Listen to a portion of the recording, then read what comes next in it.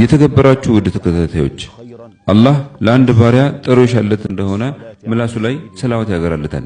ተወዳጁ ነብይ ላይ ሰላዋት በማብዛት ችግሮች ሁሉ ይወገዳሉ።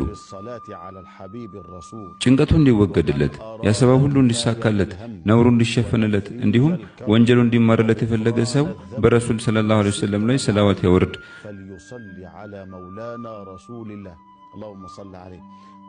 የዱንያ ከባዱ ችግር ጭንቀት ነው። የአኺራ ከባዱ ችግር ደግሞ ወንጀል ነው። ሁለቱም ችግሮች ደግሞ በሰላዋት ይወገዳሉ።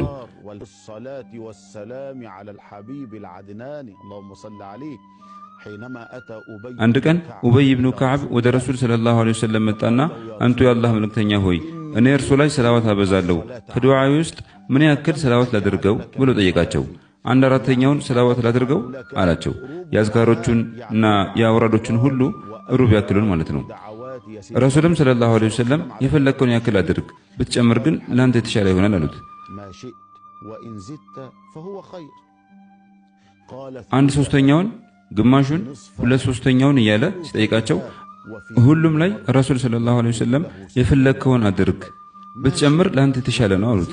የዛኔ ኡበይ ኢብኑ ከዓብ ያ ረሱላላህ ዱዓዬን ሁሉ እርሱ ላይ ሰላዋት አደርገዋለሁ አላቸው። ረሱልም እንግዲያውስ ጭንቀትህን ሁሉ ትበቃለህ፣ ወንጀልህም ይማርልሃል ሲሉ የዱንያም የአኺራ ችግር በሰላዋት እንደሚወገድ ያበሰሩት።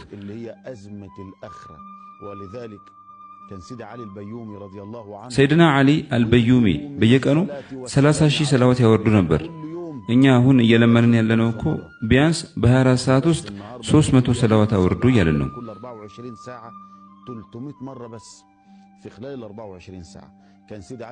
ሰይድ ዓሊ አልበዩሚ በየቀኑ 30,000 ሰላዋት ያወርዱ ነበር። በዚህም ምክንያት ረሱልን ሰለላሁ ዐለይሂ ወሰለም በየቀኑ ይመለከቱ ነበር።